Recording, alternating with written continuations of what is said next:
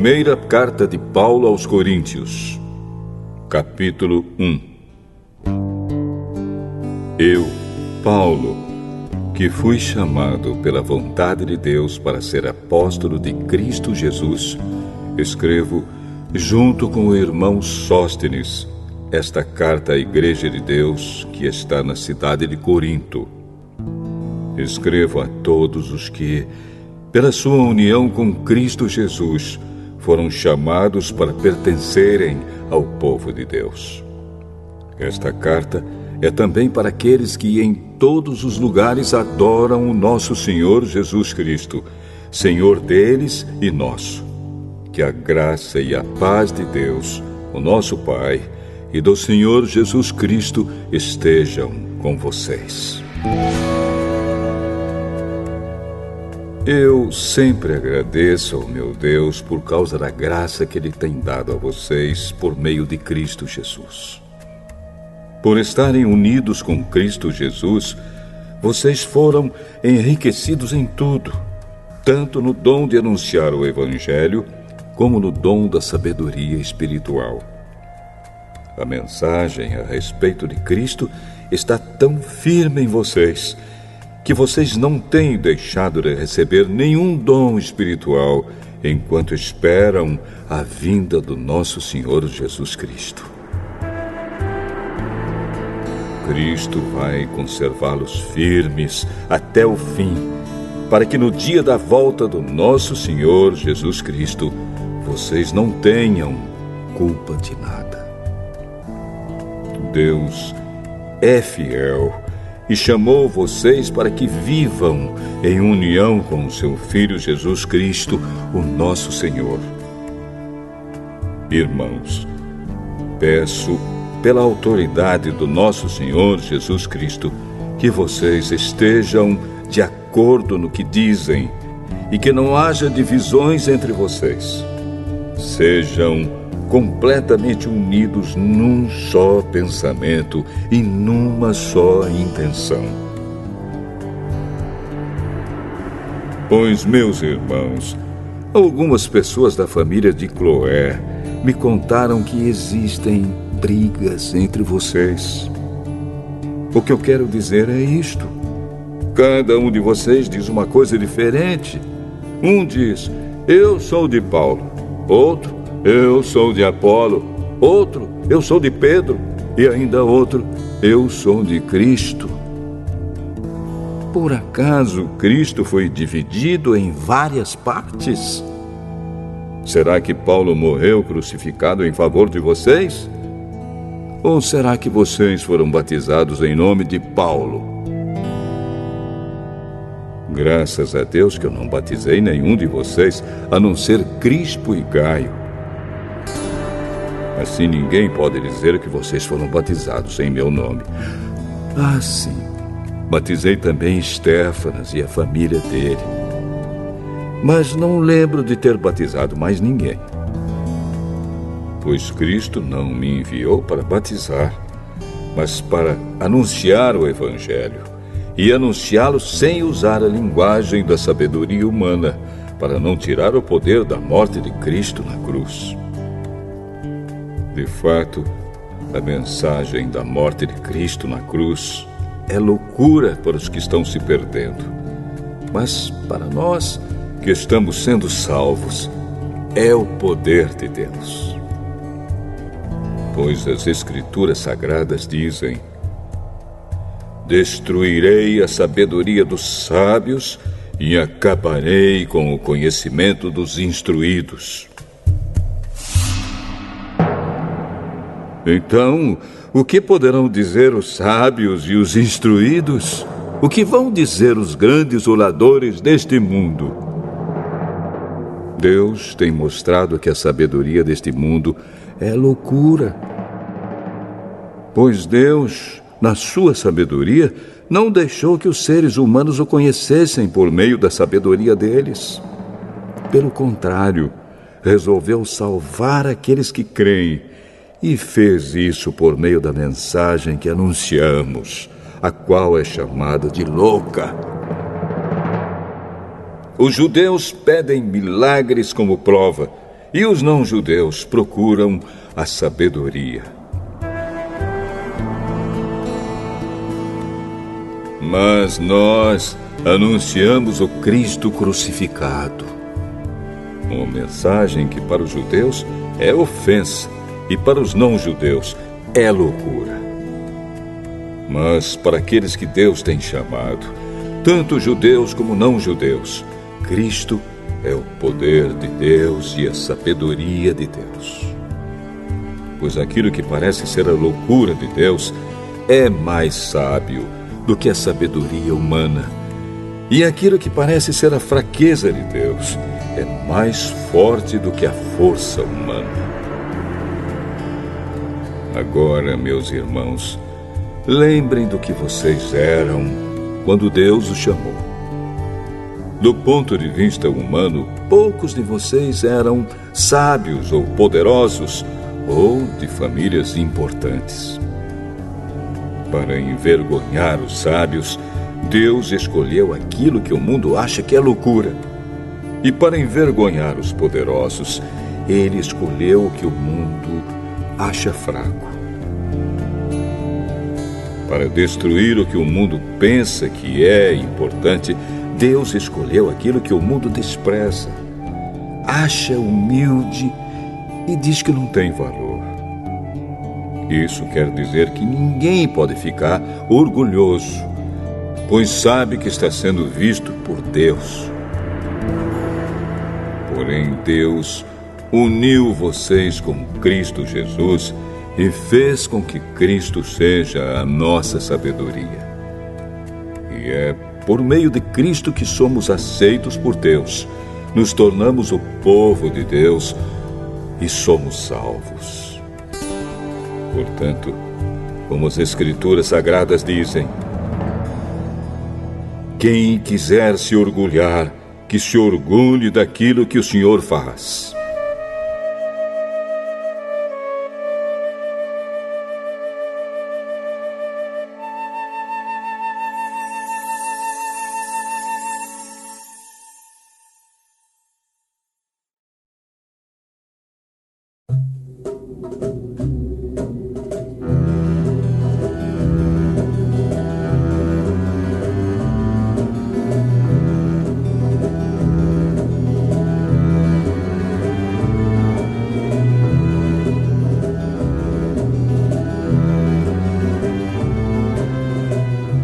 Primeira Carta aos Coríntios, capítulo 2.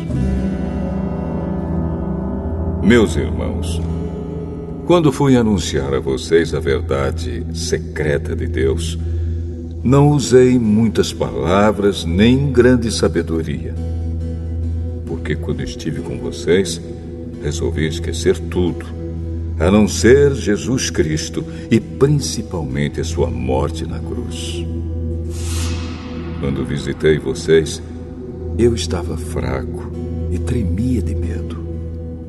O meu ensinamento e a minha mensagem não foram dados com a linguagem da sabedoria humana, mas com provas firmes do poder do Espírito de Deus.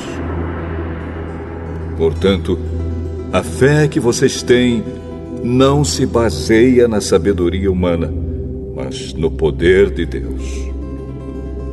Porém, para os que são espiritualmente maduros, anunciamos uma mensagem de sabedoria.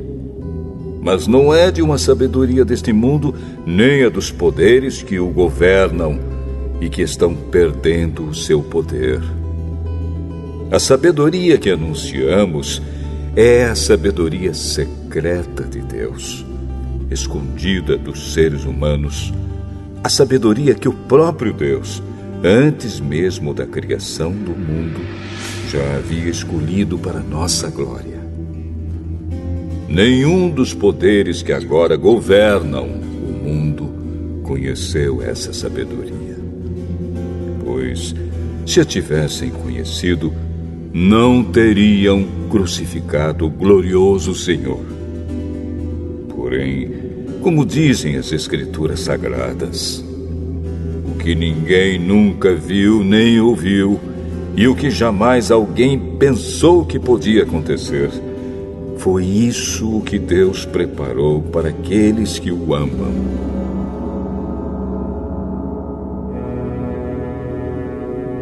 Mas foi a nós que Deus, por meio do Espírito, revelou o seu segredo. O Espírito Santo examina tudo, até mesmo os planos mais profundos e escondidos de Deus. Quanto ao ser humano, somente o Espírito que está nele é que conhece tudo a respeito dele.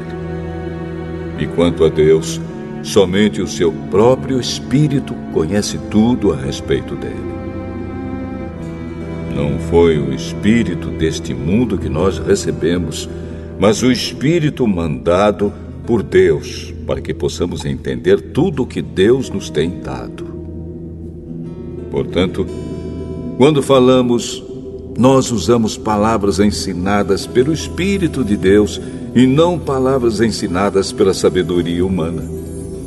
Assim explicamos as verdades espirituais aos que são espirituais. Mas quem não tem o Espírito de Deus não pode receber os dons que vêm do Espírito e, de fato, nem mesmo pode entendê-los. Essas verdades são loucura para essa pessoa, porque o sentido delas só pode ser entendido de modo espiritual. A pessoa que tem o Espírito Santo pode julgar o valor de todas as coisas, porém ela mesma não pode ser julgada por ninguém. Como dizem as Escrituras Sagradas, quem pode conhecer a mente do Senhor? Quem é capaz de lhe dar conselhos? Mas nós pensamos como Cristo pensa.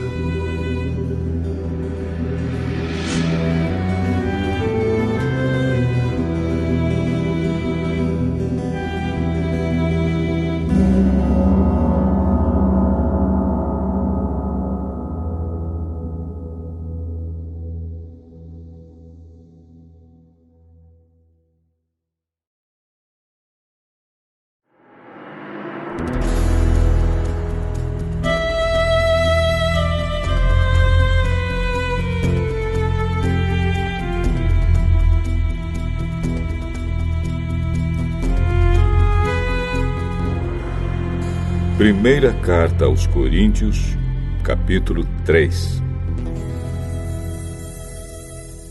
Na verdade, irmãos, eu não pude falar com vocês como costumo fazer com as pessoas que têm o Espírito de Deus. Tive de falar com vocês como se vocês fossem pessoas do mundo, como se fossem crianças na fé cristã. Tive de alimentá-los com leite e não com comida forte, pois vocês não estavam prontos para isso. E ainda não estão prontos, porque vivem como se fossem pessoas deste mundo. Quando existem ciumeiras e brigas entre vocês, será que isso não prova que vocês são pessoas deste mundo e fazem o que todos fazem? Quando alguém diz, eu sou de Paulo, e outro, eu sou de Apolo, será que assim não estão agindo como pessoas deste mundo? Afinal de contas, quem é Apolo? E quem é Paulo? Somos somente servidores de Deus, e foi por meio de nós que vocês creram no Senhor. Cada um de nós faz o trabalho que o Senhor lhe deu para fazer. Eu plantei, e Apolo regou a planta, mas foi Deus quem a fez crescer. De modo que não importa nem o que planta, nem o que rega, mas sim Deus, que dá o crescimento. Pois não existe diferença entre a pessoa que planta e a pessoa que rega. Deus dará a recompensa de acordo com o trabalho que cada um tiver feito. Porque nós somos companheiros de trabalho no serviço de Deus e vocês são o terreno no qual Deus faz o seu trabalho. Vocês são também o edifício de Deus. Usando o dom que Deus me deu, eu faço o trabalho de um construtor competente. Ponho o alicerce e outro constrói em cima dele. Porém, cada um deve construir com cuidado. Porque Deus já pôs Jesus Cristo como o único alicerce, e nenhum outro alicerce pode ser colocado. Alguns usam ouro ou prata ou pedras preciosas para construírem em cima do alicerce. E ainda outros usam madeira ou capim ou palha. O dia de Cristo vai mostrar claramente a qualidade do trabalho de cada um. Pois o fogo daquele dia mostrará o trabalho de cada pessoa. O fogo vai mostrar e provar a verdadeira qualidade do trabalho. Se aquilo que alguém construir em cima do alicerce resistir ao fogo, então o construtor receberá a recompensa. Mas, se o trabalho de alguém for destruído pelo fogo, então esse construtor perderá a recompensa.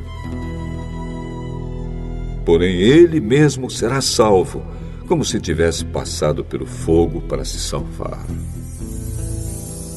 Certamente vocês sabem que são o templo de Deus e que o Espírito de Deus vive em vocês.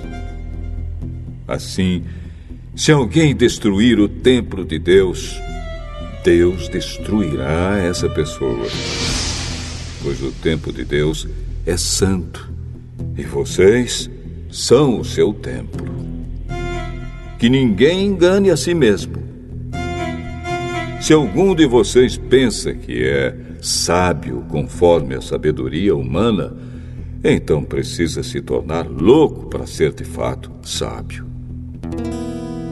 Pois aquilo que este mundo acha que é sabedoria, Deus acha que é loucura. Como dizem as Escrituras Sagradas, Deus pega os sábios nas suas espertezas. E também, o Senhor sabe que os pensamentos dos sábios não valem nada. Ninguém deve se orgulhar daquilo que as pessoas podem fazer.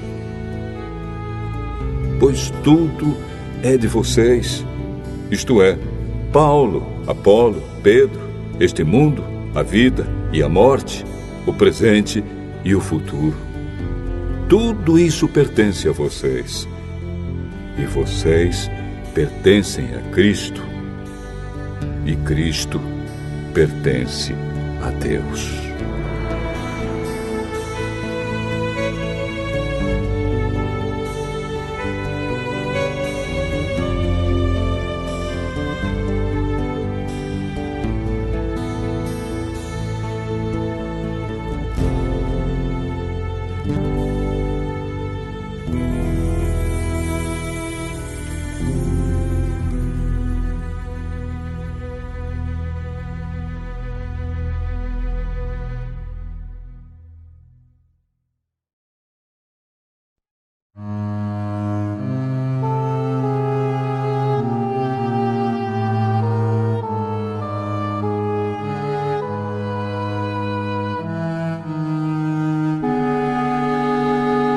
Primeira Carta aos Coríntios, capítulo 4.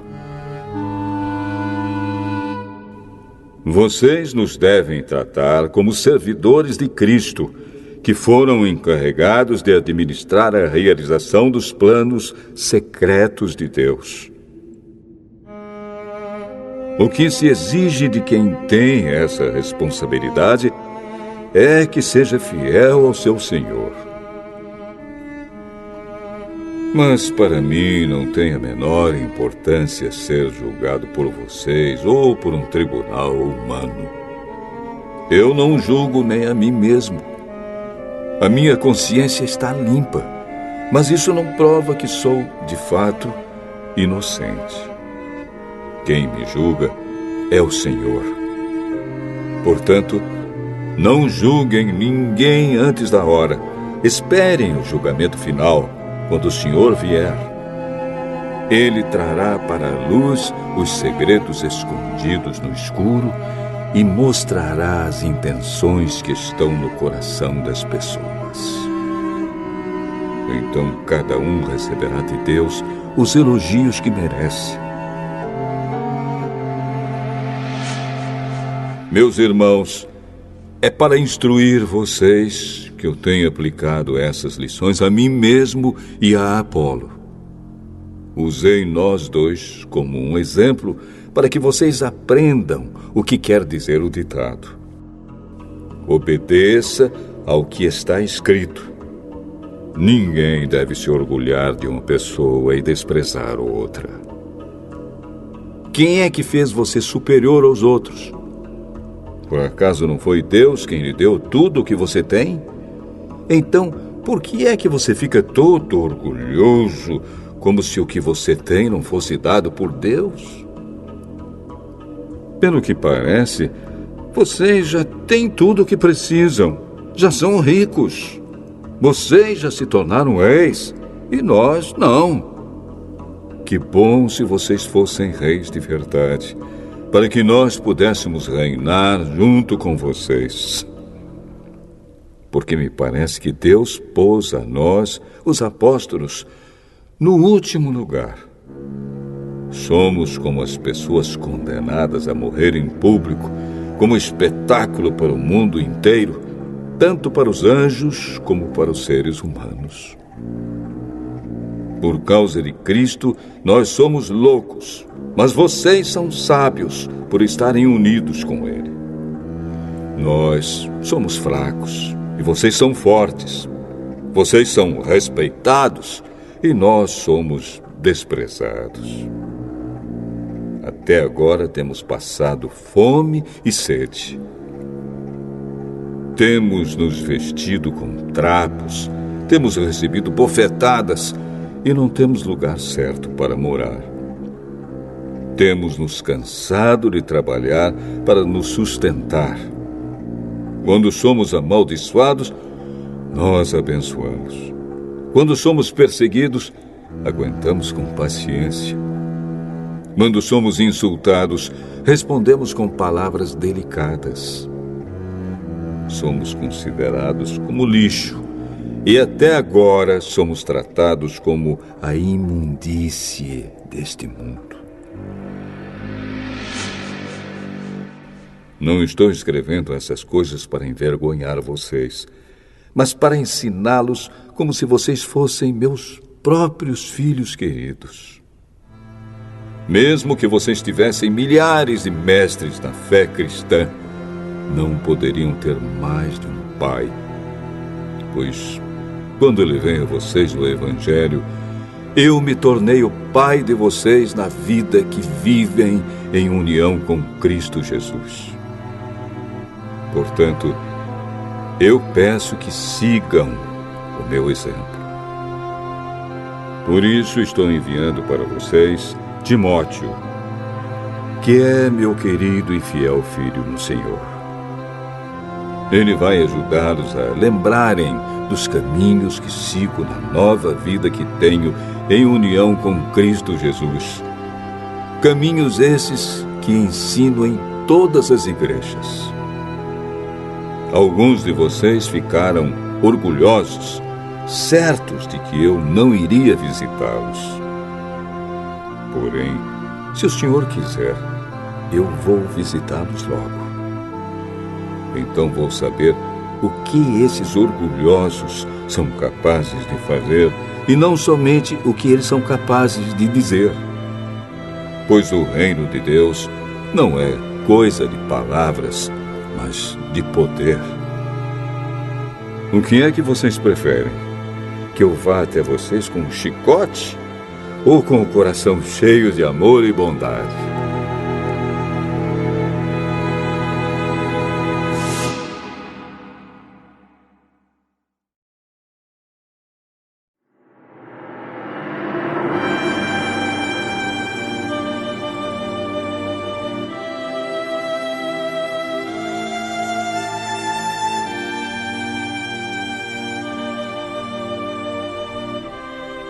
Primeira carta aos Coríntios, capítulo 5.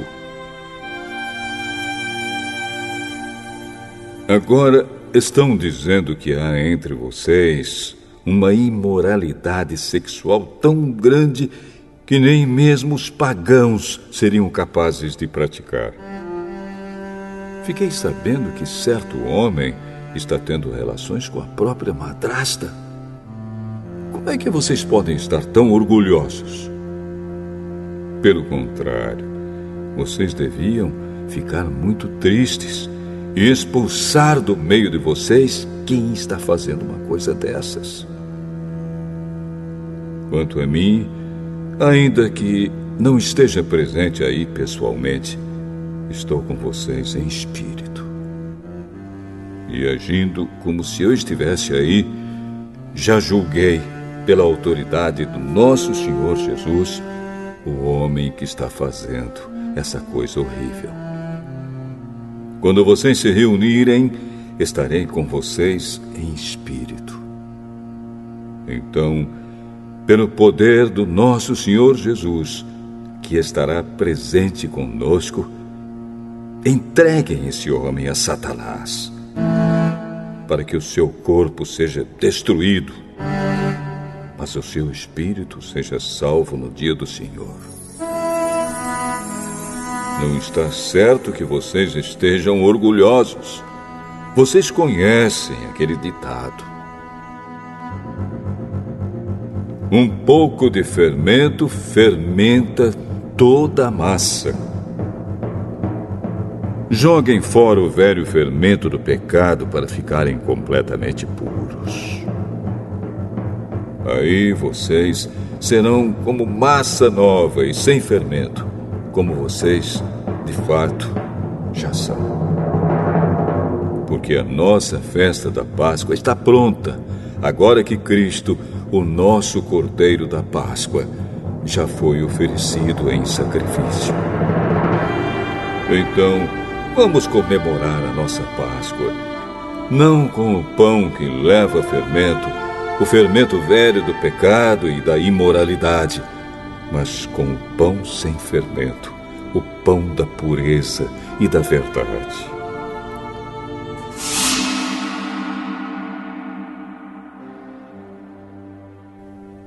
Na outra carta que escrevi a vocês, eu recomendei que vocês não tivessem nada a ver com gente imoral. Eu não quis dizer que neste mundo vocês devem ficar separados dos pagãos que são imorais, avarentos, ladrões ou que adoram ídolos. Pois, para evitar essas pessoas, vocês teriam de sair deste mundo. O que eu digo é que vocês não devem ter nada a ver com ninguém que se diz irmão na fé, mas é imoral, ou avarento, ou adora ídolos, ou é bêbado, ou difamador, ou ladrão.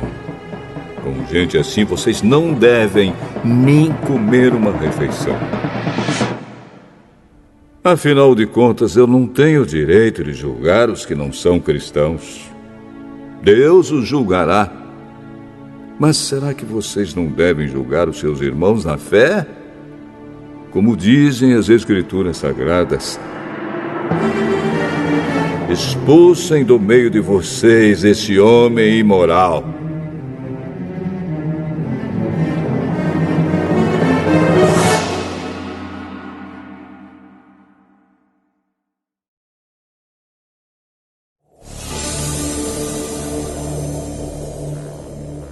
Primeira carta aos Coríntios, capítulo 6.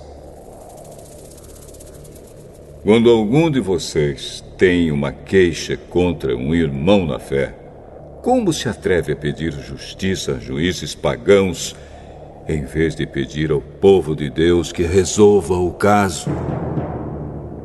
Será que vocês não sabem que o povo de Deus julgará o mundo? Então, se vocês vão julgar o mundo, será que não são capazes de julgar essas coisas pequenas? Por acaso vocês não sabem que nós julgaremos até mesmo os anjos? Muito mais, então, devemos julgar as coisas desta vida. Portanto, se surgir alguma questão dessas, será que vocês vão procurar pessoas que são desprezadas na igreja para julgarem esses casos? Que vergonha! Será que entre vocês não existe alguém com bastante sabedoria para resolver uma questão entre irmãos? É claro que existe. Mas o que acontece é que um irmão em Cristo leva ao tribunal a sua queixa contra outro irmão e deixa que juízes pagãos julguem o caso. Só o fato de existirem questões entre vocês já mostra que vocês estão falhando completamente. Não seria melhor aguentar a injustiça? Não seria melhor ficar com o prejuízo? Pelo contrário, vocês cometem injustiça e roubam e fazem isso tudo contra os seus próprios irmãos. Vocês sabem que os maus não terão parte no reino de Deus.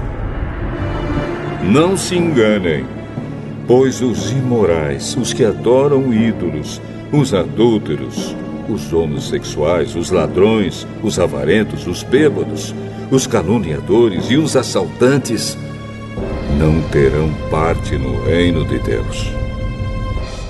Alguns de vocês eram assim, mas foram lavados do pecado, separados para pertencer a Deus e aceitos por Ele, por meio do Senhor Jesus Cristo e pelo Espírito do nosso Deus.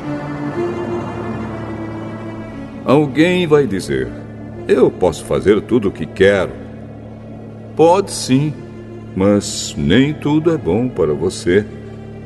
Eu poderia dizer: posso fazer qualquer coisa, mas não vou deixar que nada me escravize.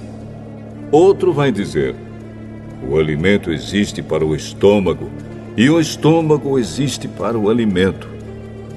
Sim, mas Deus acabará com os dois. O nosso corpo não existe para praticar a imoralidade, mas para servir o Senhor. E o Senhor cuida do nosso corpo. Pelo seu poder, Deus ressuscitou o Senhor e também nos ressuscitará. Será que vocês não sabem que o corpo de vocês faz parte do corpo de Cristo? Será que eu vou pegar uma parte do corpo de Cristo e fazer com que ela seja parte do corpo de uma prostituta? É claro que não. Ou será que vocês não sabem que o homem que se une com uma prostituta se torna uma só pessoa com ela? As Escrituras Sagradas afirmam: os dois se tornam uma só pessoa. Porém, quem se une com o Senhor se torna espiritualmente uma só pessoa com Ele. Fujam da imoralidade sexual. Qualquer outro pecado que alguém comete não afeta o corpo, mas a pessoa que comete imoralidade sexual peca contra o seu próprio corpo. Será que vocês não sabem que o corpo de vocês é o templo do Espírito Santo que vive em vocês e lhes foi dado por Deus? Vocês não pertencem a vocês mesmos, mas a Deus, pois Ele os comprou e pagou o preço. Portanto, usem o seu corpo para a glória dele.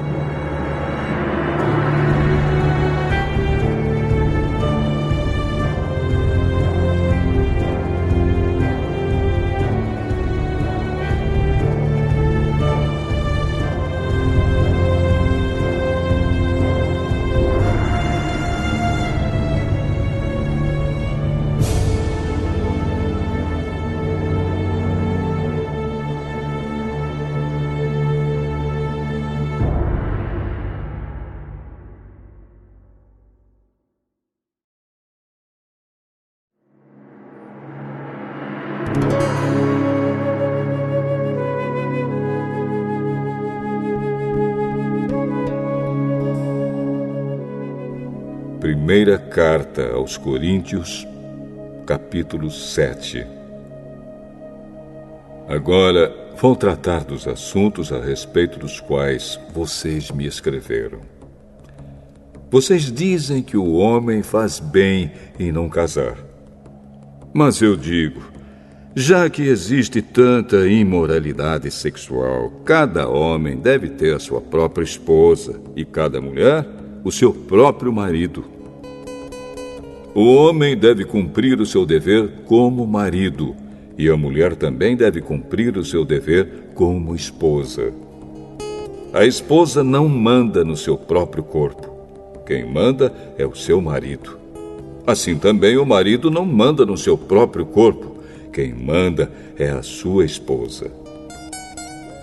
Que os dois não se neguem um ao outro, a não ser que concordem em não ter relações por algum tempo, a fim de se dedicar à oração. Mas depois devem voltar a ter relações, a fim de não caírem nas tentações de Satanás, por não poderem se dominar. Não digo isso como uma ordem, mas como uma sugestão. Realmente, eu gostaria que todos fossem como eu. Porém, cada um tem o dom que Deus lhe deu. Um tem este dom e outro aquele. Aos solteiros e às viúvas eu digo que seria melhor para eles ficarem sem casar, como eu. Mas, se vocês não podem dominar o desejo sexual, então casem, pois é melhor casar do que ficar queimando de desejo.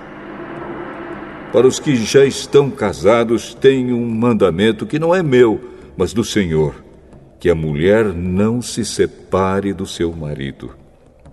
Porém, se ela se separar, que não case de novo, ou então que faça as pazes com o marido, e que o homem não se divorcie da sua esposa.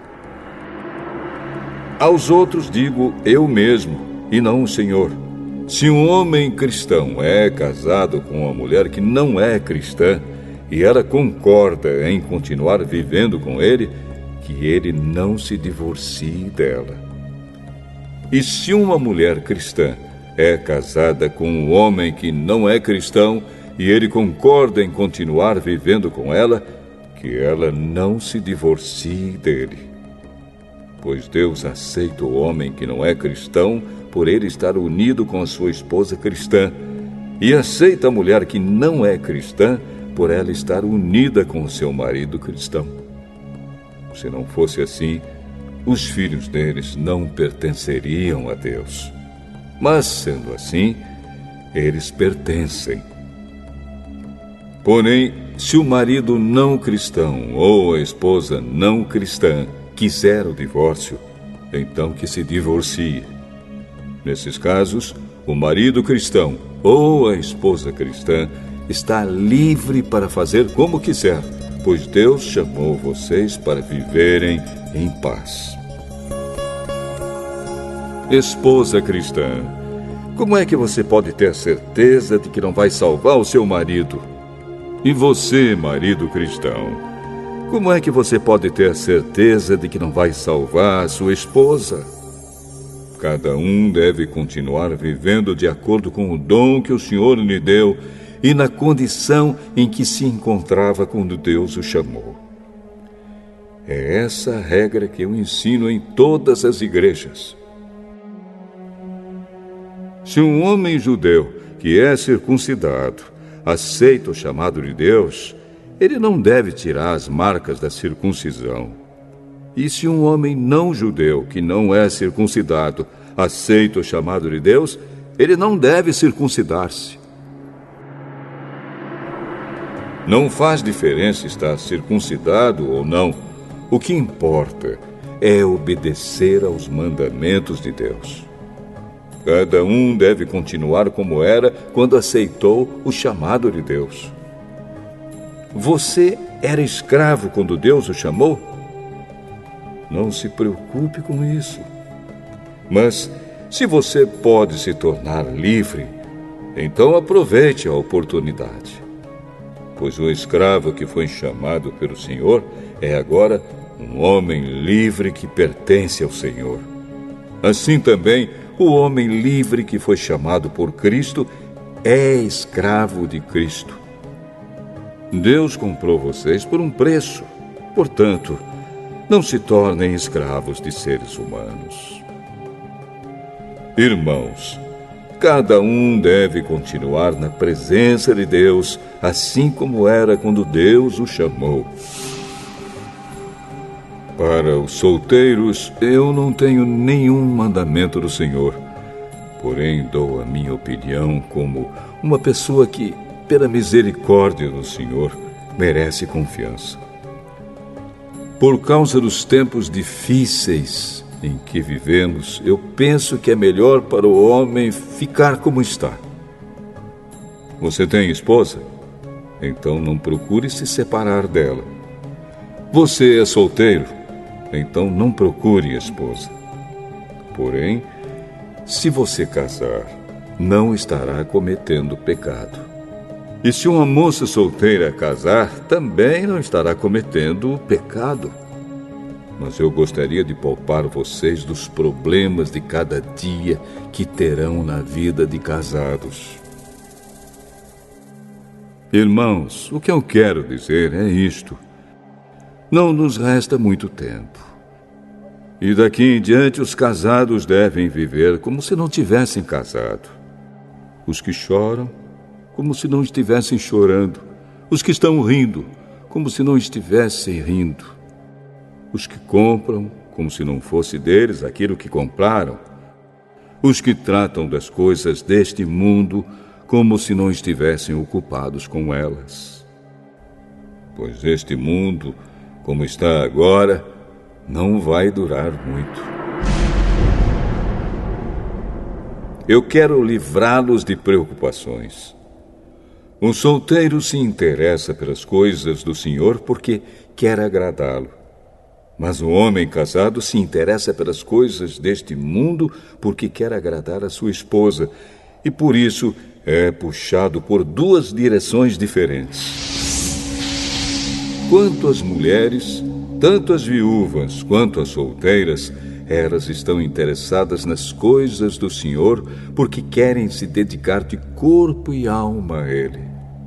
Mas a mulher casada se interessa pelas coisas deste mundo porque quer agradar o marido. Eu estou dizendo isso porque quero ajudá-los. Não estou querendo obrigar ninguém a nada. Pelo contrário, quero que façam o que é direito e certo e que se entreguem ao serviço do Senhor com toda a dedicação. Aos que ficaram noivos, mas resolveram não casar mais, eu digo o seguinte: se o rapaz sente que assim não está agindo certo com a sua noiva e acha que a sua paixão por ela ainda é muito forte e que devem casar, então que casem. Não existe pecado nisso. Mas se, pelo contrário, o rapaz não se sente na obrigação de casar, se está mesmo resolvido a ficar solteiro e se é capaz de dominar a sua vontade e já resolveu o que deve fazer, então faz bem em não casar com a moça. Assim, quem casa faz bem, mas quem não casa faz melhor ainda. A mulher não está livre enquanto seu marido estiver vivo. Caso o marido morra, ela fica livre para casar com quem quiser, contanto que case com um cristão. Porém, ela será mais feliz se ficar como está. Essa é a minha opinião. E eu acho que também tenho o Espírito de Deus.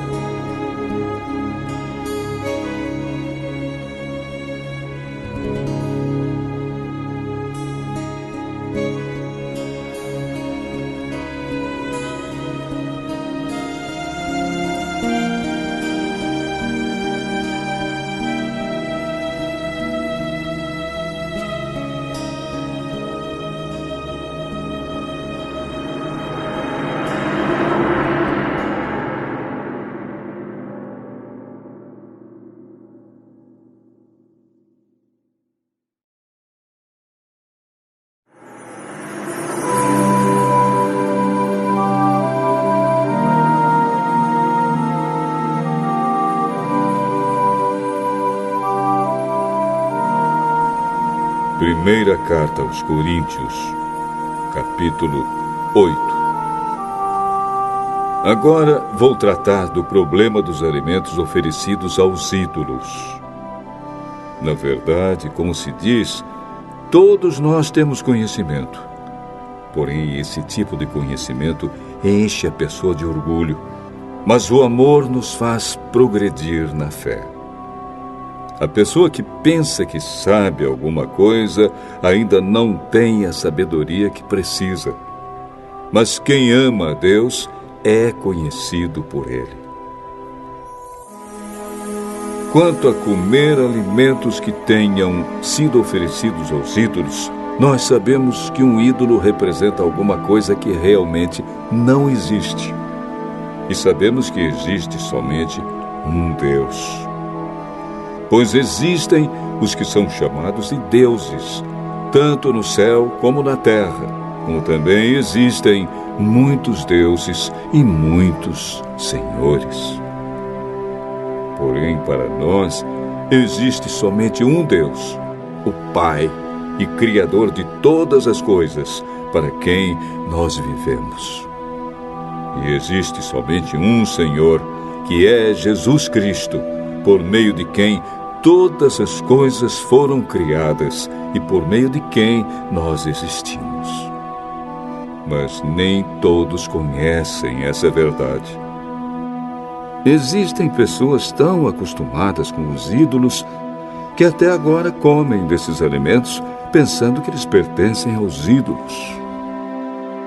A consciência dessas pessoas é fraca e por isso elas se sentem impuras quando comem desses alimentos. Não é esta ou aquela comida que vai fazer com que Deus nos aceite.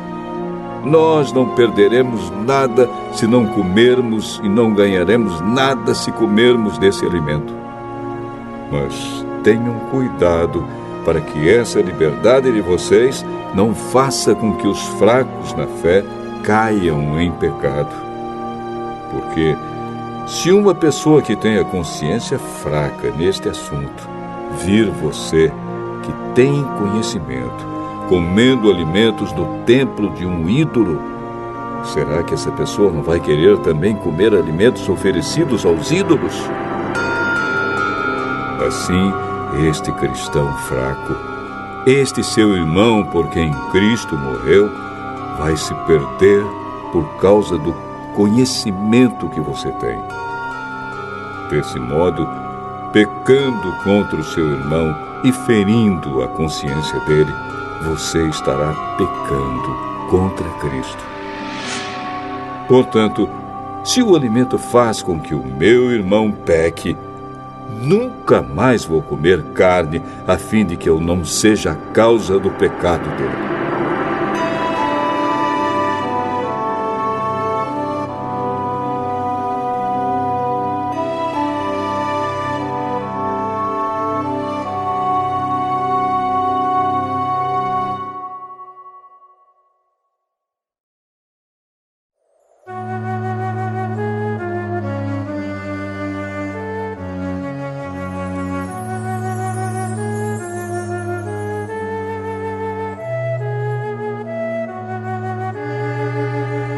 Primeira carta aos Coríntios, capítulo 9. Será que eu não sou um homem livre? Por acaso não sou um apóstolo? Será que eu não vi Jesus, o nosso Senhor? Por acaso vocês não são o resultado do trabalho que faço para o Senhor? Mesmo que outros não me aceitem como apóstolo, vocês me aceitam. Vocês mesmos, pelo fato de estarem unidos com o Senhor, são a prova de que sou um apóstolo. Quando as pessoas me criticam, eu me defendo, dizendo assim: será que eu não tenho o direito de receber comida e bebida pelo meu trabalho? Será que nas minhas viagens eu não tenho o direito de levar comigo uma esposa cristã, como fazem os outros apóstolos, os irmãos do Senhor Jesus e também Pedro? Ou será que Barnabé e eu somos os únicos que temos de trabalhar para nos sustentar?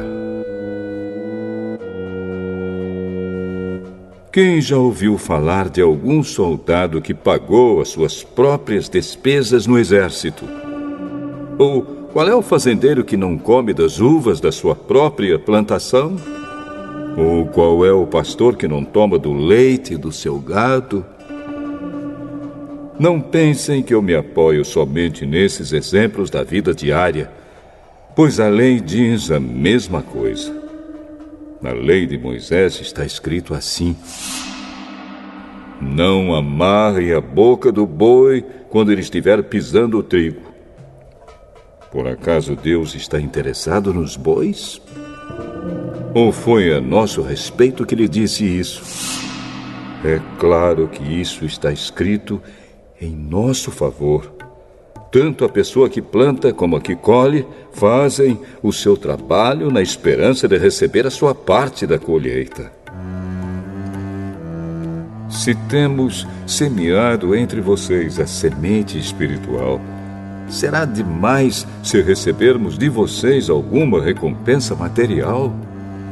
Se outros têm o direito de esperar isso de vocês, será que nós não temos muito mais direito do que eles? No entanto, nós não temos usado esse direito. Pelo contrário, temos aguentado tudo para não atrapalhar o Evangelho de Cristo. Certamente vocês sabem que os que trabalham no templo, é do templo que recebem os seus alimentos. E sabem também que os que oferecem sacrifícios no altar recebem uma parte da carne dos animais que são sacrificados ali. Assim o Senhor mandou também que aqueles que anunciam o Evangelho vivam do trabalho de anunciar o Evangelho. Mas eu não tenho usado nenhum desses direitos. Nem estou escrevendo isso agora para exigir esses direitos para mim mesmo. Eu preferiria morrer a fazer isso. E ninguém vai me tirar o orgulho que eu tenho de agir assim. Eu não tenho direito de ficar orgulhoso por anunciar o Evangelho. Afinal de contas, fazer isso é minha obrigação. Ai de mim se não anunciar o Evangelho. Por isso, se eu faço o meu trabalho por minha própria vontade, então posso esperar algum pagamento. Porém, se faço como um dever, é porque é um trabalho que Deus me deu para fazer. Nesse caso, qual é o pagamento que recebo? É a satisfação de anunciar o Evangelho sem cobrar nada e sem exigir os direitos que tenho como pregador do Evangelho. Sou um homem livre, não sou escravo de ninguém. Mas eu me fiz escravo de todos a fim de ganhar para Cristo o maior número possível de pessoas. Quando trabalho entre os judeus, vivo como judeu, a fim de ganhá-los para Cristo. Não estou debaixo da lei de Moisés, mas quando trabalho entre os judeus, vivo como se estivesse debaixo dessa lei, para ganhar os judeus para Cristo. Assim também, quando estou entre os não-judeus, vivo fora da lei de Moisés, a fim de ganhar os não-judeus para Cristo. Isso não quer dizer que eu não obedeço à lei de Deus, pois estou, de fato, debaixo da lei de Cristo. Quando estou entre os fracos na fé, eu me torno fraco também, a fim de ganhá-los para Cristo. Assim, eu me torno tudo para todos, a fim de poder, de qualquer maneira possível, salvar alguns. Faço tudo isso por causa do Evangelho, a fim de tomar parte nas suas bênçãos. Vocês sabem que numa corrida, embora todos os corredores tomem parte, somente um ganha o prêmio. Portanto, corram de tal maneira que ganhem o prêmio. Todo atleta que está treinando aguenta exercícios duros porque quer receber uma coroa de folhas de louro, uma coroa que, aliás, não dura muito. mas nós queremos receber uma coroa que dura para sempre. Por isso corro direto para a linha final. Também sou como um lutador de boxe que não perde nenhum golpe. Eu trato o meu corpo duramente e o obrigo a ser completamente controlado para que, depois de ter chamado outros para entrarem na luta, eu mesmo não venha a ser eliminado dela.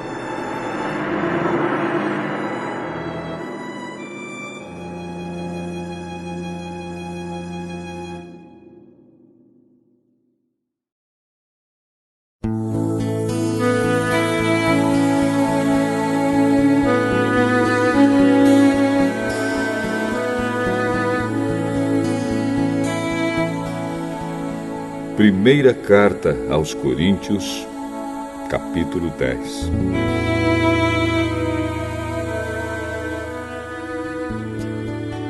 Irmãos, eu quero que vocês lembrem do que aconteceu com os nossos antepassados que seguiram Moisés. Todos foram protegidos pela nuvem e passaram pelo Mar Vermelho. Como seguidores de Moisés, eles foram batizados na nuvem e no mar. Todos comeram da mesma comida espiritual e beberam da mesma bebida espiritual, pois bebiam daquela rocha espiritual que ia com eles, e a rocha era Cristo. Mas Deus não ficou contente com a maioria deles, e por isso eles morreram, e os seus corpos ficaram espalhados no deserto. Tudo isso aconteceu a fim de nos servir de exemplo, para nós não querermos coisas más como eles quiseram, nem adorarmos ídolos como alguns deles adoraram. Como dizem as Escrituras Sagradas, o povo sentou-se para comer e beber e se levantou para se divertir. Não devemos cometer imoralidade sexual, como alguns deles fizeram. E porque eles fizeram isso, 23 mil deles caíram mortos num só dia. Não devemos pôr à prova a paciência de Cristo, como alguns deles fizeram, e por isso foram mortos pelas cobras. Vocês não devem se queixar, como fizeram alguns deles, e por isso foram destruídos pelo anjo da morte. Tudo isso aconteceu com os nossos antepassados, a fim de servir de exemplo para os outros. E aquelas coisas foram escritas a fim de servirem de aviso para nós, pois estamos vivendo no fim dos tempos. Portanto, aquele que pensa que está de pé, é melhor ter cuidado para não cair. As tentações que vocês têm de enfrentar são as mesmas que os outros enfrentam, mas Deus cumpre a sua promessa e não deixará que vocês sofram tentações que vocês não têm forças para suportar. Quando uma tentação vier, Deus dará forças a vocês para suportá-la, e assim vocês poderão sair dela. Por isso, meus queridos amigos, fujam da adoração de ídolos. Eu falo com vocês como com pessoas que têm capacidade para entender o que estou afirmando. Julguem vocês mesmos o que eu estou dizendo. Pensem no cálice pelo qual damos graças a Deus na ceia do Senhor. Será que quando bebemos desse cálice, não estamos tomando parte no sangue de Cristo? E quando partimos e comemos o pão, não estamos tomando parte no corpo de Cristo?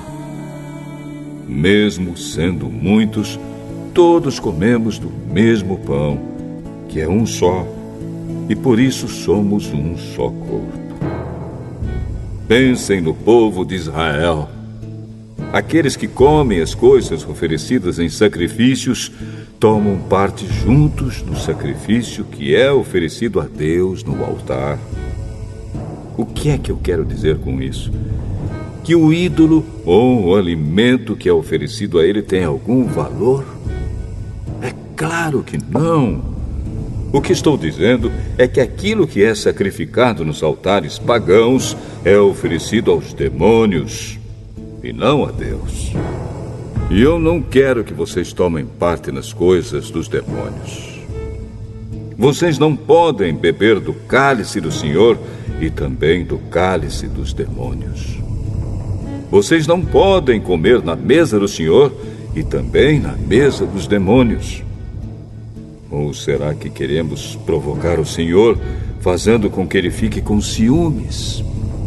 Por acaso vocês pensam que somos mais fortes do que ele? Alguns dizem assim: podemos fazer tudo o que queremos. Sim, mas nem tudo é bom.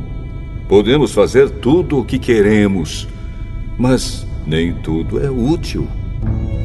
Ninguém deve buscar os seus próprios interesses, e sim os interesses dos outros. Vocês podem comer de tudo que se vende no açougue, sem terem nenhuma dúvida de consciência. Pois, como dizem as Escrituras Sagradas, a terra e tudo o que nela existe pertencem ao Senhor. Se alguém que não é cristão convidá-los para comer e vocês resolverem ir, comam o que for posto na frente de vocês e não façam perguntas por motivo de consciência. Mas, se alguém disser a vocês: esta comida foi oferecida aos ídolos, neste caso, não comam, por causa daquele que disse isso e também por motivo de consciência. Não estou falando da sua própria consciência, mas da consciência do outro. Mas alguém pode perguntar: por que é que a minha liberdade deve ser diminuída pela consciência dos outros? Se eu agradeço a Deus o alimento que como, por que é que sou criticado, se já o agradeci a Deus?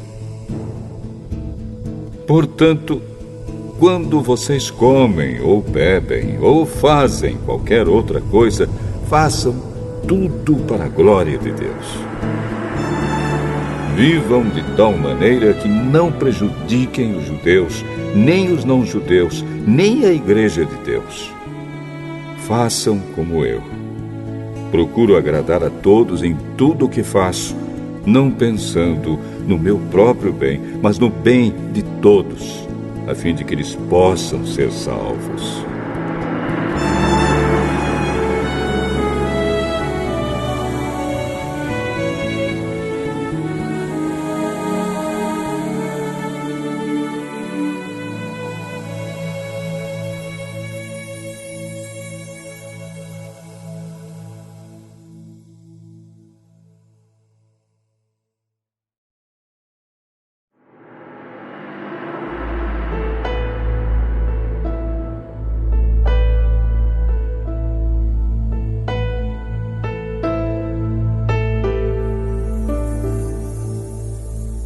Primeira carta de Paulo aos Coríntios, capítulo 11.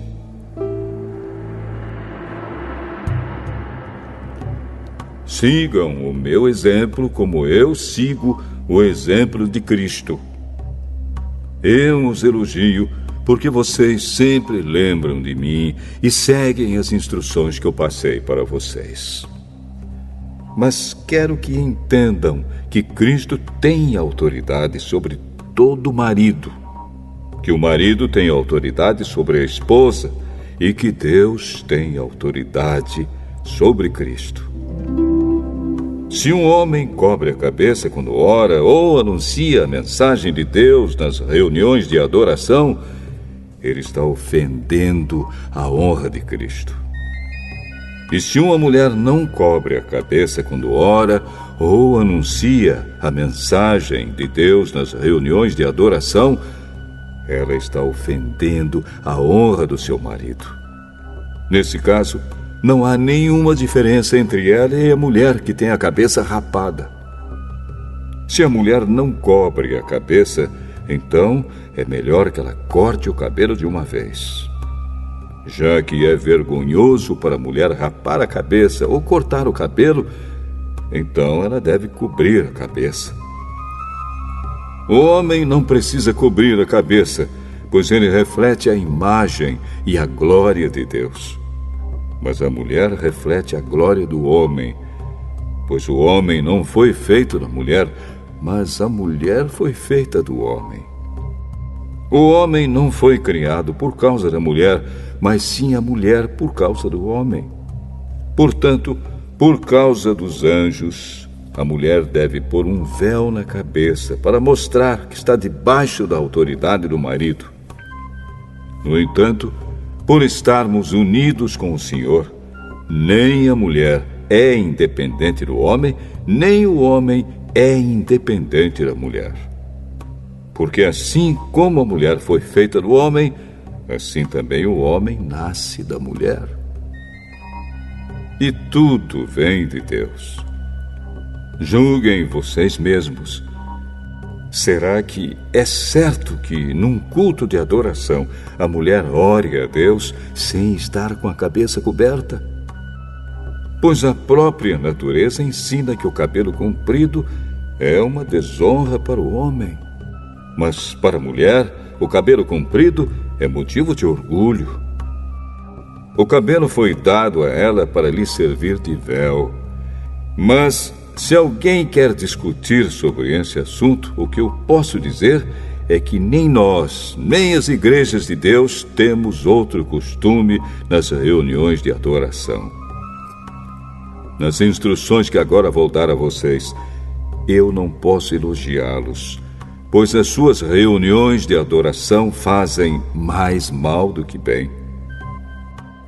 Para começar, me contaram que nessas reuniões há grupos de pessoas que estão brigando.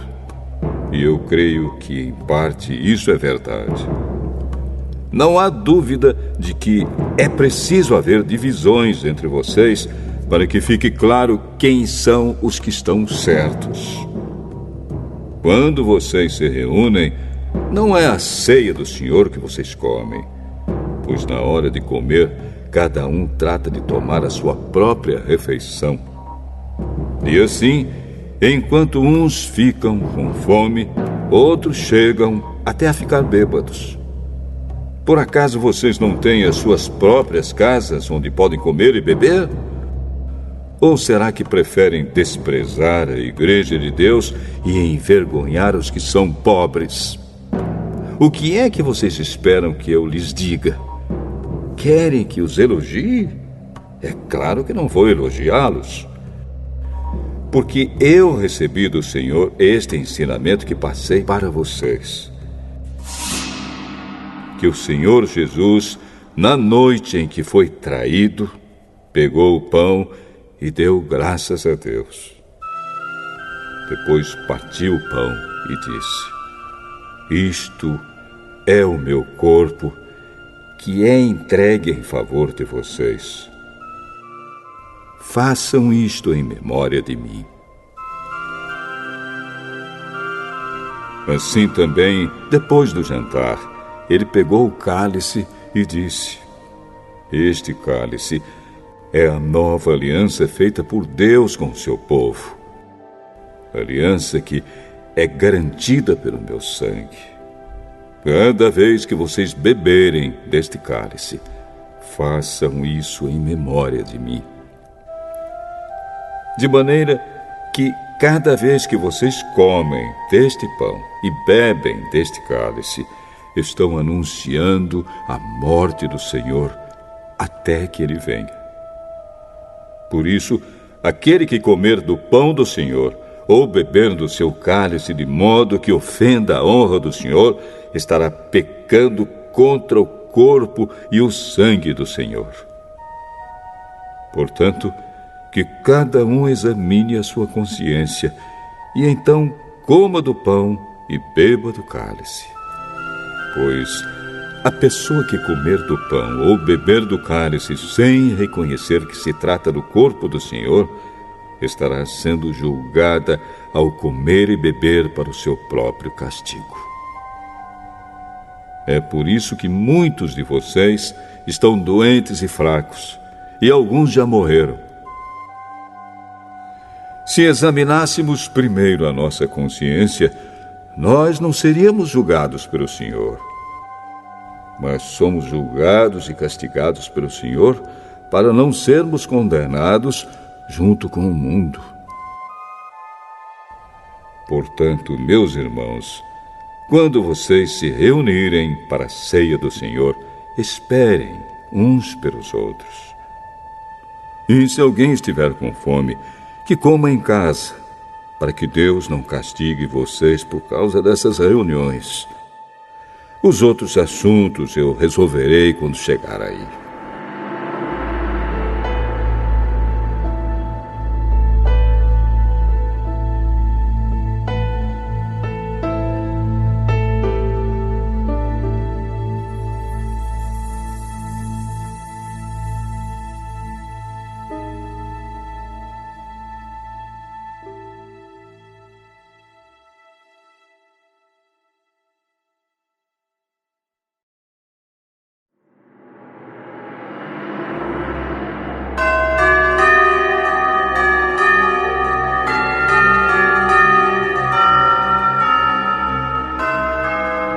Primeira carta de Paulo aos Coríntios,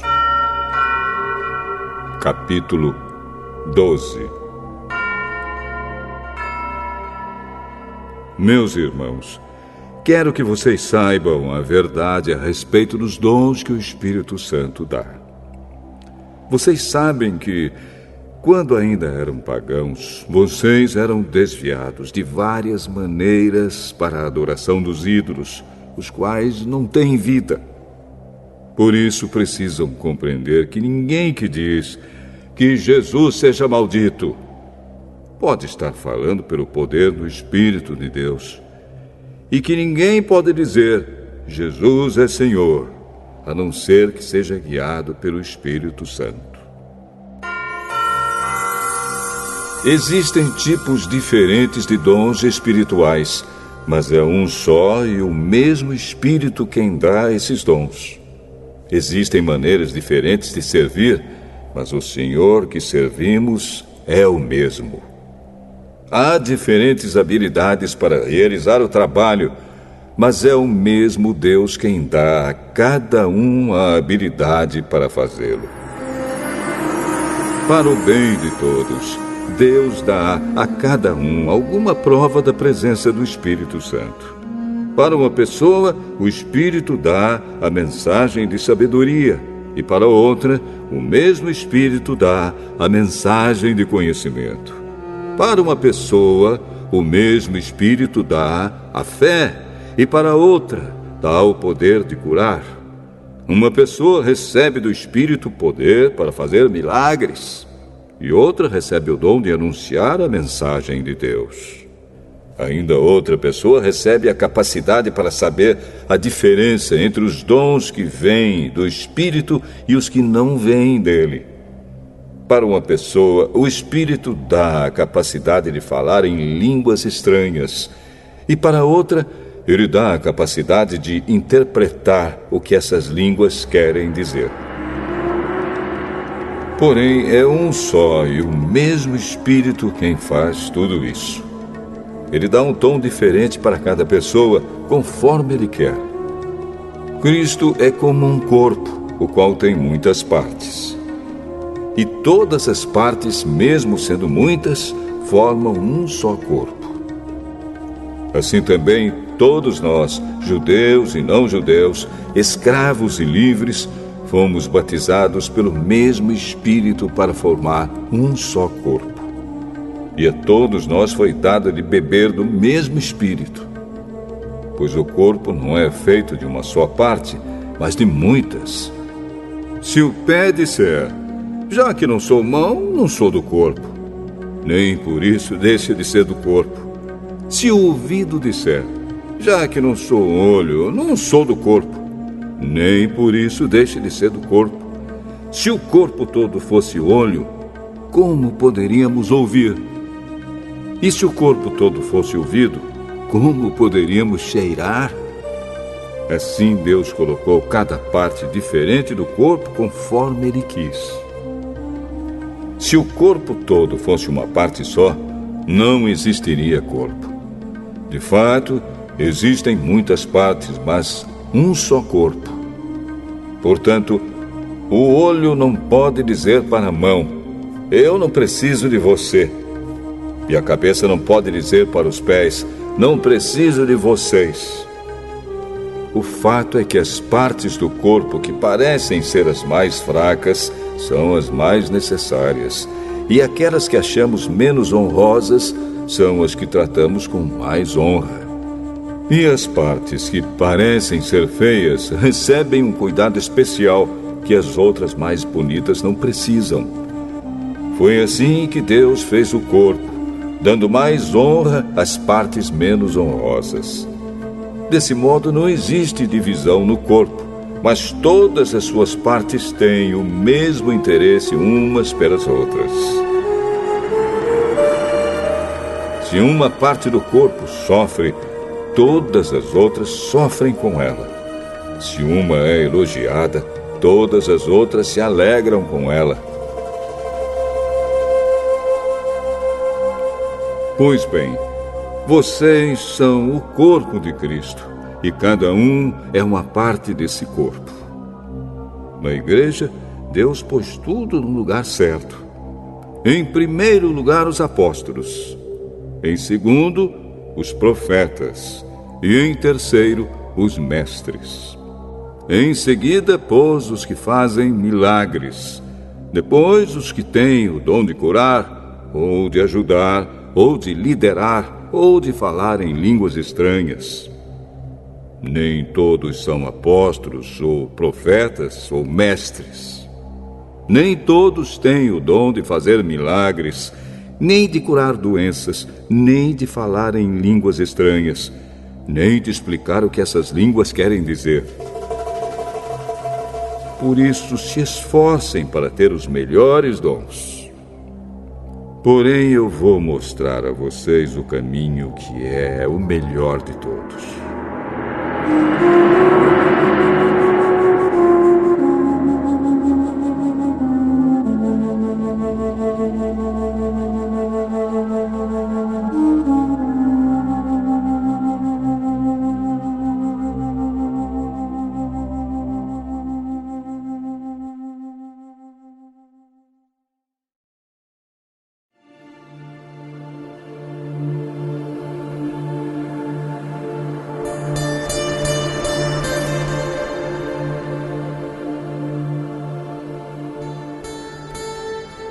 Primeira carta de Paulo aos Coríntios, capítulo 13.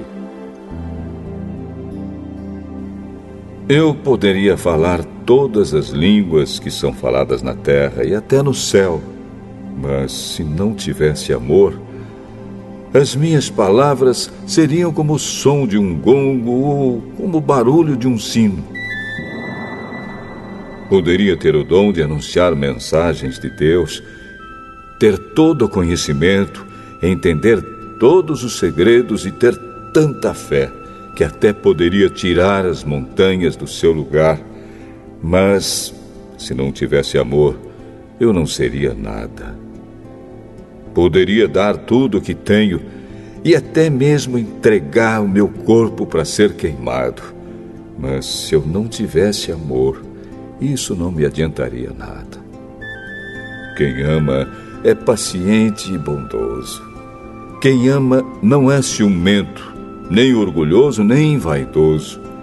Quem ama não é grosseiro, nem egoísta, não fica irritado, nem guarda mágoas. Quem ama não fica alegre quando alguém faz uma coisa errada, mas se alegra quando alguém faz o que é certo. Quem ama nunca desiste, porém suporta tudo com fé, esperança e paciência. O amor é eterno. Existem mensagens espirituais, porém elas durarão pouco. Existe o dom de falar em línguas estranhas, mas acabará logo. Existe o conhecimento, mas também terminará. Pois os nossos dons de conhecimento e as nossas mensagens espirituais são imperfeitos. Mas, quando vier o que é perfeito, então o que é imperfeito desaparecerá. Quando eu era criança, falava como criança, sentia como criança e pensava como criança. Agora que sou adulto, parei de agir como criança. O que agora vemos é como uma imagem imperfeita num espelho embaçado, mas depois veremos face a face. Agora o meu conhecimento é imperfeito, mas depois conhecerei perfeitamente, assim como sou conhecido por Deus. Portanto, agora existem estas três coisas: a fé, a esperança e o amor. Porém, a maior delas é o amor.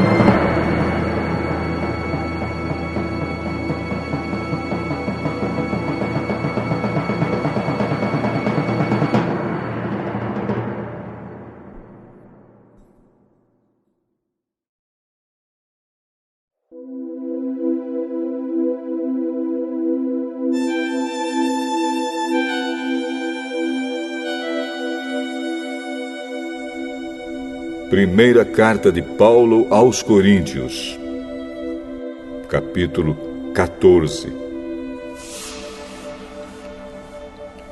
Portanto, esforcem-se para ter amor. Procurem também ter dons espirituais, especialmente o de anunciar a mensagem de Deus. Quem fala em línguas estranhas fala a Deus e não às pessoas, pois ninguém o entende. Pelo poder do Espírito Santo, ele diz verdades secretas. Porém, quem anuncia a mensagem de Deus fala para as pessoas, ajudando-as e dando-lhes coragem e consolo. Quem fala em línguas estranhas ajuda somente a si mesmo. Mas quem anuncia a mensagem de Deus ajuda a igreja toda. Eu gostaria que vocês todos falassem em línguas estranhas, mas gostaria ainda mais que tivessem o dom de anunciar a mensagem de Deus. Porque quem anuncia a mensagem de Deus tem mais valor do que quem fala em línguas estranhas, a não ser que esteja ali alguém que possa interpretar o que está sendo dito, para que toda a igreja seja ajudada espiritualmente. Por isso, irmãos, quando eu os visitar, que proveito vocês terão se eu lhes falar em línguas estranhas? É claro que nenhum, a não ser que leve a vocês alguma revelação de Deus, ou algum conhecimento, ou alguma mensagem inspirada, ou algum ensinamento. Por exemplo, além da voz humana, existem os instrumentos musicais, como a flauta e a harpa. Se os sons não saírem com toda clareza, como poderá alguém saber o que está sendo tocado em um ou outro desses instrumentos? Se quem toca a corneta não der um som bem claro, quem se preparará para a batalha? Assim também, como é que os outros vão entender o que vocês estão dizendo se a mensagem por meio de línguas estranhas não for clara? Vocês estariam falando para o vento. No mundo há muitas línguas diferentes, mas cada uma faz sentido. Porém, se eu não entendo a língua na qual alguém está falando comigo, então quem fala essa língua é estrangeiro para mim, e eu sou um estrangeiro para ele. Por isso, já que vocês estão com tanta vontade de ter os dons do Espírito, procurem, acima de tudo, ter os dons que fazem com que a igreja cresça espiritualmente. Portanto, quem fala em línguas estranhas deve orar, pedindo a Deus que lhe dê o dom de interpretar o que elas querem dizer. Porque se eu orar em línguas estranhas, o meu espírito, de fato, estará orando, mas a minha inteligência não tomará parte nisso. O que vou fazer então? Vou orar com o meu espírito, mas também vou orar com a minha inteligência. Vou cantar com o meu espírito, mas também vou cantar com a minha inteligência. Se você dá graças a Deus em línguas estranhas, como é que uma pessoa simples que estiver na reunião poderá dizer amém à oração de agradecimento que você fez? Ela não vai conseguir entender nada do que você está dizendo. Mesmo que a sua oração seja muito boa, essa pessoa não receberá nenhuma ajuda. Eu agradeço a Deus porque falo em línguas estranhas muito mais do que vocês. Porém, nas reuniões da igreja, prefiro dizer 5 palavras que possam ser entendidas para assim ensinar os outros, do que dizer milhares de palavras em línguas estranhas. Irmãos, não pensem como crianças. Sejam como crianças para o que é mal, mas sejam adultos no seu modo de pensar. Nas Escrituras Sagradas está escrito: por meio de pessoas que falam em línguas estranhas, eu falarei a este povo, diz o Senhor.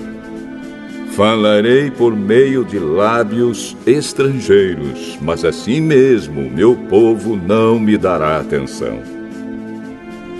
Portanto, o dom de falar em línguas estranhas é um sinal de Deus para os descrentes e não para os cristãos. Mas o dom de anunciar a mensagem de Deus é um sinal para os cristãos e não para os descrentes. Imaginem que a igreja esteja reunida e todos comecem a falar em línguas estranhas. Se chegarem ali algumas pessoas simples ou descrentes, será que não vão dizer que vocês estão loucos? Mas se todos estiverem anunciando mensagens de Deus e entrar ali um descrente ou alguém que seja simples, ele vai ouvir o que vocês estão dizendo e se convencer do seu pecado. E ele será julgado pelo que ouvir. Os seus pensamentos secretos serão revelados. E ele vai se ajoelhar e adorar a Deus, dizendo: Deus está mesmo no meio de vocês. Portanto, meus irmãos, o que é que deve ser feito? Quando vocês se reúnem na igreja, um irmão tem um hino para cantar, outro, alguma coisa para ensinar, outro, uma revelação de Deus, outro, uma mensagem em línguas estranhas, e ainda outro, a interpretação dessa mensagem. Que tudo seja feito para o crescimento espiritual da igreja. Se algum de vocês falar em línguas estranhas, então que apenas 2 ou 3 falem, um depois do outro, e que alguém interprete o que está sendo dito. Mas, se não houver ninguém que possa interpretar, então fiquem calados e falem somente consigo mesmos e com Deus. No caso de 2 ou 3 receberem a mensagem de Deus, estes devem falar, e os outros que pensem bem no que eles estão dizendo. Se uma outra pessoa que estiver ali sentada receber a mensagem de Deus, quem estiver falando deve se calar. Vocês todos podem anunciar a mensagem de Deus, um de cada vez, para que todos aprendam e fiquem animados. Quem fala deve controlar o dom de anunciar a mensagem de Deus, pois Deus não quer que nós vivamos em desordem, e sim em paz. Como em todas as igrejas do povo de Deus, as mulheres devem ficar caladas nas reuniões de adoração. Elas não têm permissão para falar. Como diz a lei, elas não devem ter cargos de direção. Se quiserem saber alguma coisa, que perguntem em casa ao marido. É vergonhoso que uma mulher fale nas reuniões da igreja. Por acaso a mensagem de Deus veio de vocês? Ou será que veio somente para vocês? Se alguém pensa que é mensageiro de Deus ou que tem algum dom espiritual, deve saber que o que estou escrevendo é mandamento do Senhor. Mas se alguém não der atenção a isso, que ninguém dê atenção a essa pessoa. Assim, meus irmãos, procurem sempre anunciar a mensagem de Deus, mas não proíbam que se falem línguas estranhas. Portanto, façam tudo com decência e ordem.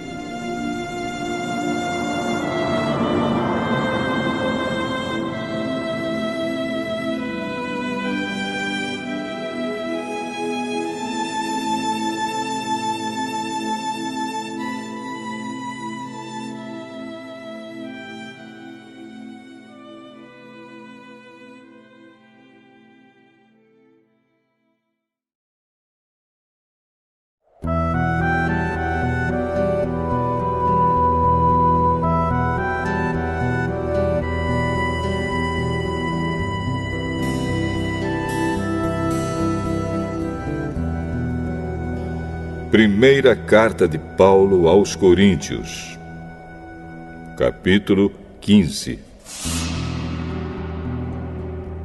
Agora, irmãos, quero que lembrem do evangelho que eu anunciei a vocês, no qual vocês aceitaram e no qual continuam firmes.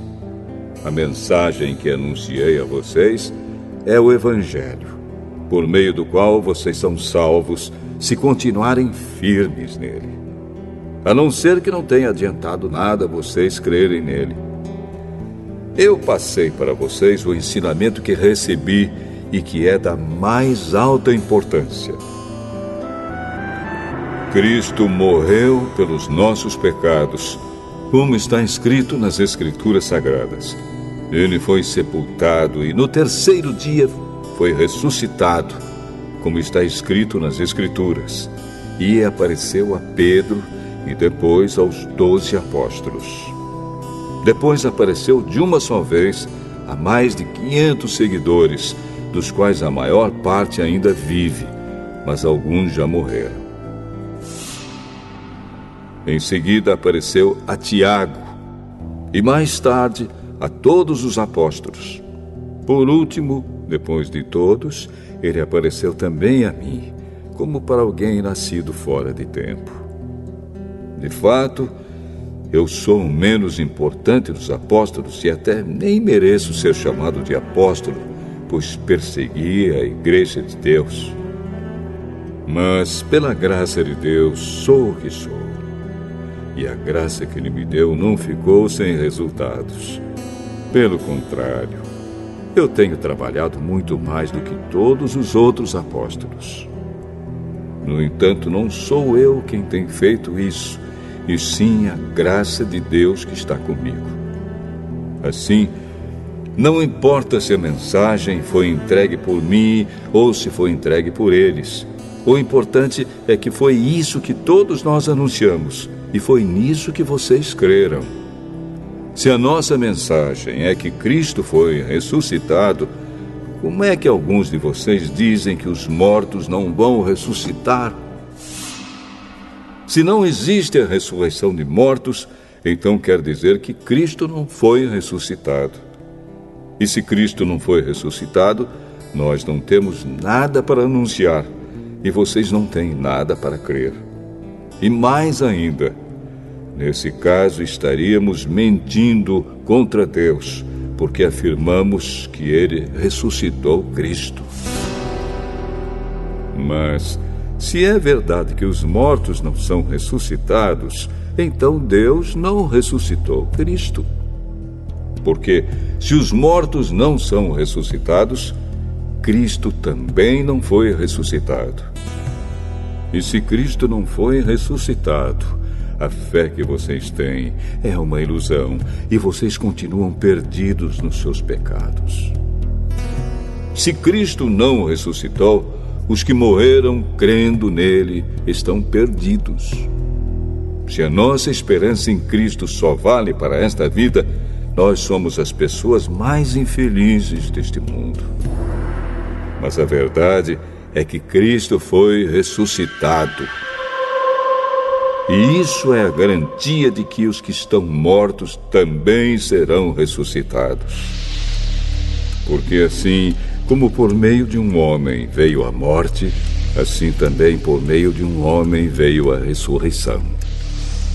Assim como, por estarem unidos com Adão, todos morrem, assim também, por estarem unidos com Cristo, todos ressuscitarão. Porém, cada um será ressuscitado na sua vez. Cristo, o primeiro de todos, depois os que são de Cristo, quando ele vier. E então virá o fim. Cristo destruirá todos os governos espirituais, todas as autoridades e poderes, e entregará o reino a Deus, o Pai. Pois Cristo tem de reinar até que Deus faça com que ele domine todos os inimigos. O último inimigo que será destruído é a morte. As Escrituras Sagradas dizem: Deus pôs todas as coisas debaixo do domínio dele. É claro que dentro das palavras, todas as coisas, não está o próprio Deus, que põe tudo debaixo do domínio de Cristo. Mas, quando tudo for dominado por Cristo, então o próprio Cristo, que é o Filho, se colocará debaixo do domínio de Deus, que pôs todas as coisas debaixo do domínio dele. Então Deus reinará completamente sobre tudo. Pensem agora nas pessoas que são batizadas em favor dos mortos. O que é que elas esperam conseguir? Se os mortos não são ressuscitados, por que é que essas pessoas se batizam em favor deles? E quanto a nós, por que é que nos colocamos em perigo a toda hora? Irmãos, eu enfrento a morte todos os dias. Se afirmo isso, é pelo orgulho que tenho de vocês, pois estamos todos unidos com Cristo Jesus, o nosso Senhor. Aqui em Éfeso, eu lutei contra inimigos como se lutasse contra animais selvagens. E se fiz isso somente por interesses humanos, o que foi que eu consegui com isso? Se é verdade que os mortos não são ressuscitados, façamos o que diz o ditado: comamos e bebamos, porque amanhã morreremos. Não se enganem. As más companhias estragam os bons costumes. Comecem de novo a viver uma vida séria e direita e parem de pecar. Para fazer com que vocês fiquem envergonhados, eu digo o seguinte: alguns de vocês não conhecem a Deus. Mas alguém perguntará: como é que os mortos são ressuscitados? Que tipo de corpo eles vão ter? Seu tolo! Quando você semeia uma semente na terra, ela só brota se morrer. E o que foi semeado é apenas uma semente, talvez um grão de trigo ou outra semente qualquer, e não o corpo já formado da planta que vai crescer. Deus dá a essa semente o corpo que Ele quer e dá a cada semente um corpo próprio. E a carne dos seres vivos não é toda do mesmo tipo. Os seres humanos têm um tipo de carne, os animais, outro, os pássaros, outro, e os peixes, ainda outro. Há também corpos do céu e corpos da terra. Existe um tipo de beleza que pertence aos corpos celestes, e há outro que pertence aos corpos terrestres. O sol tem o seu próprio brilho, a lua, outro brilho, e as estrelas têm um brilho diferente. E mesmo as estrelas têm diferentes tipos de brilho. pois será assim quando os mortos ressuscitarem. Quando o corpo é sepultado, é um corpo mortal. Mas quando for ressuscitado, será imortal. Quando ele é sepultado, é feio e fraco. Mas quando for ressuscitado, será bonito e forte. Quando é sepultado, é um corpo material. Mas quando for ressuscitado, será um corpo espiritual. É claro que, se existe um corpo material, então tem de haver também um corpo espiritual. Porque as Escrituras Sagradas dizem: Adão, o primeiro homem, foi criado como ser vivo. Mas o último Adão, Jesus Cristo, é o Espírito que dá a vida. Não é o espiritual que vem primeiro, mas sim o material. Depois é que vem o espiritual. O primeiro homem foi feito do pó da terra. O segundo veio do céu. Os que pertencem à terra são como aquele que foi feito do pó da terra. Os que pertencem ao céu são como aquele que veio do céu. Assim como somos parecidos com o homem feito do pó da terra, assim também seremos parecidos com o homem do céu. Meus irmãos, o que eu quero dizer é isto: o que é feito de carne e de sangue não pode ter parte no reino de Deus, e o que é mortal não pode ter a imortalidade. Escutem bem este segredo. Nem todos vamos morrer, mas todos nós vamos ser transformados num instante, num abrir e fechar de olhos, quando tocar a última trombeta. Ela tocará. Os mortos serão ressuscitados como seres imortais, e todos nós seremos transformados. Pois este corpo mortal precisa se vestir com o que é imortal. Este corpo que vai morrer precisa se vestir com o que não pode morrer. Assim, quando este corpo mortal se vestir com o que é imortal, quando este corpo que morre se vestir com o que não pode morrer, então acontecerá o que as Escrituras Sagradas dizem: a morte está destruída. A vitória é completa. Onde está, ó morte, a sua vitória? Onde está, ó morte, o seu poder de ferir? O que dá à morte o poder de ferir é o pecado. E o que dá ao pecado o poder de ferir é a lei. Mas agradeçamos a Deus, que nos dá a vitória por meio do nosso Senhor Jesus Cristo. Portanto, queridos irmãos, continuem fortes e firmes. Continuem ocupados no trabalho do Senhor, pois vocês sabem que todo o seu esforço nesse trabalho sempre traz proveito.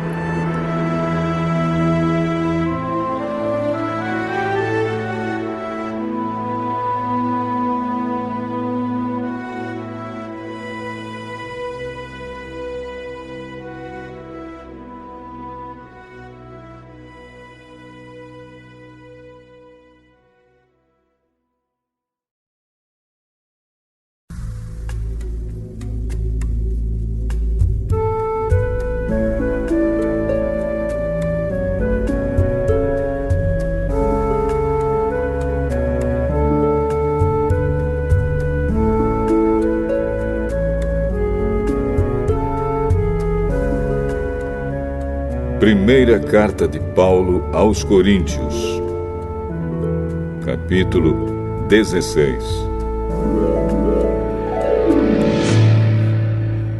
Agora vou tratar do dinheiro para ajudar o povo de Deus da Judéia. Façam o que eu disse às igrejas da província da Galácia.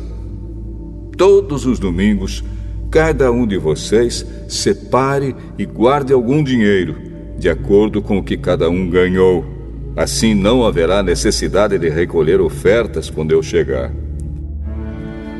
Depois que chegar, eu enviarei com cartas de apresentação aqueles que vocês escolherem para levarem a oferta até Jerusalém. Se for conveniente que eu também vá, eles farão a viagem comigo. Eu visitarei vocês depois que tiver passado pela província da Macedônia, pois vou passar por lá.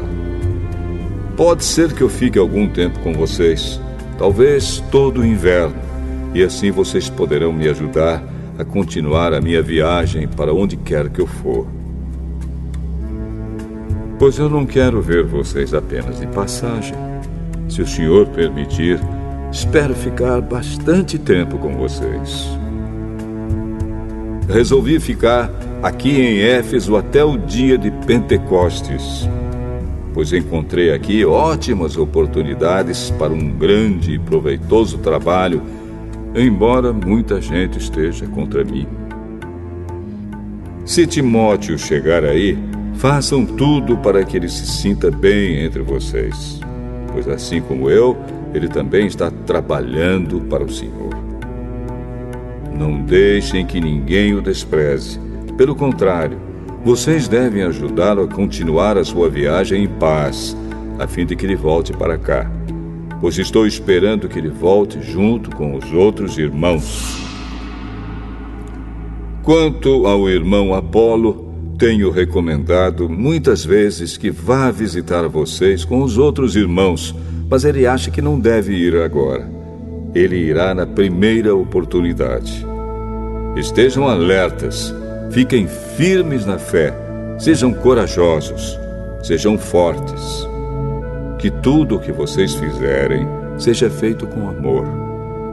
Vocês conhecem Estéfanas e a família dele.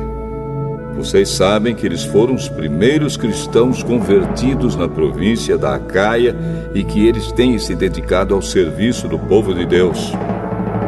Peço a vocês, meus irmãos, que sigam a orientação deles e dos outros que os ajudam e trabalham com eles. Eu estou alegre com a vinda de Estéfanas, de Fortunato e de Acaico, pois eles fizeram o que vocês, por estarem ausentes, não podiam fazer. Eles me animaram muito e sei que animaram vocês também. Gente como essa merece elogios. As igrejas da província da Ásia mandam saudações. Áquila e a sua esposa Priscila e a igreja que se reúne na casa deles mandam saudações cristãs a vocês. Todos os irmãos daqui mandam saudações. Cumprimentem uns aos outros com um beijo de irmão. Escrevo isto com a minha própria mão. Quem não ama o Senhor, que seja amaldiçoado. Maranatá. Vem, nosso Senhor. Que a graça do nosso Senhor Jesus esteja com vocês.